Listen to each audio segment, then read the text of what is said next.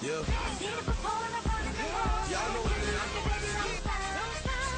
Get to the floor, what you waiting for? 'Cause we can ride the beat straight to the top. Been waiting so long, and now it's the time to show 'em all that it's not in the game. And I don't care what I'm looking like, I just gotta show you that I'm not going nowhere. Feel about it, I don't doubt it. Show me that you're showing about it, about it. Hello, welcome to the Life in the Now broadcast. I'm your host, Nicky Yarborough, and today I have a very special show. I am live on location here at Parks and Crump, at the attorney's Parks and Crump office. And today I have a special guest, and I think that God has truly favored me to even get this person's interview. I am so excited. I'm so excited about this. But what I want you to focus in on today is on faith. I mean, what is this faith? What does it take to be successful? What does it take to be a pioneer, someone who makes a difference, someone who starts a change? What does it take to be that world changer?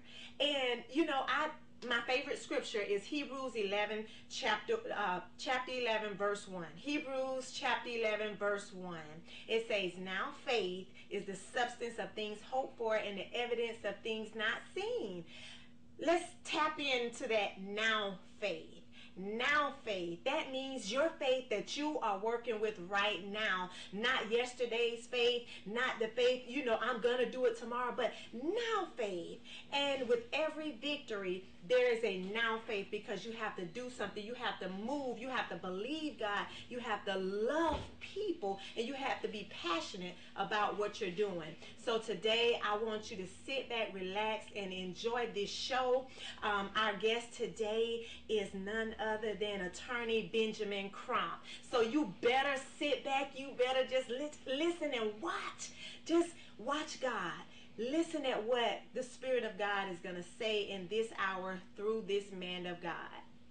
He's the face of change amid injustice. From the Martin Lee Anderson case to Trayvon Martin, attorney Ben Crump has stood tall for what he believes is right, being a constant comfort and voice for people who may not have spoken out otherwise.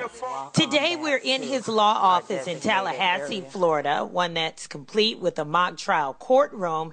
It's a law office that he built with friend, now law partner, Daryl Parks. While the cases he's covered may have drawn our attention, our interview today is about his faith and what it really takes to balance it all when the world is watching. I just wanted to know about you.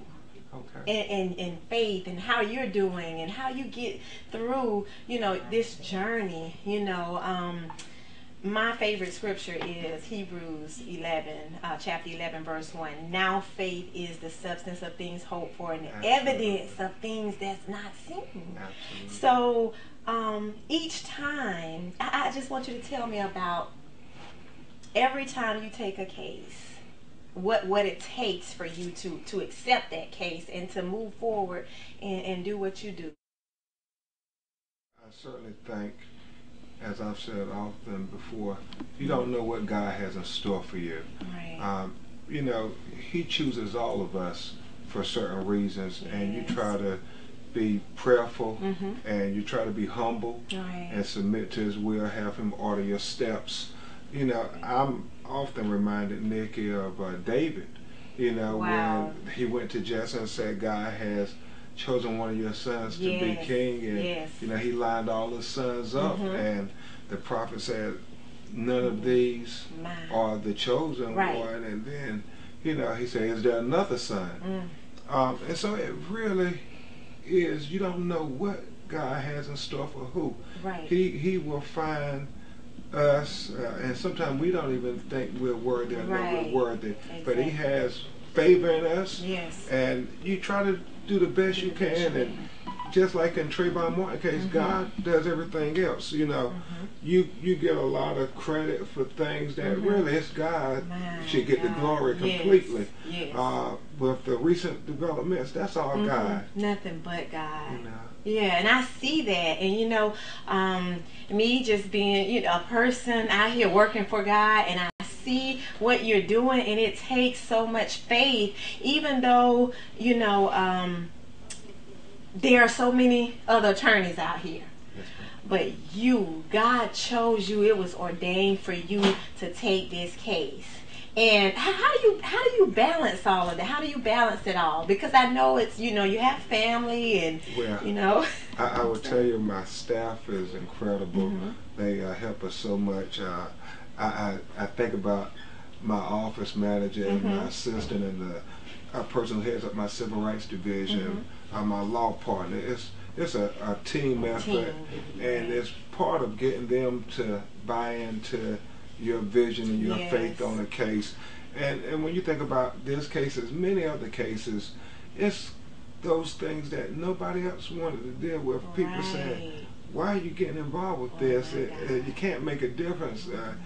But, you know, you have a little black boy who's dead on the ground, who is unarmed, and, you know, he has Skittles and a can of tea. And you have a neighborhood watch volunteer, and the message that sends to hopefully all us black professionals with our education is that's why we got the education, to try to make a difference.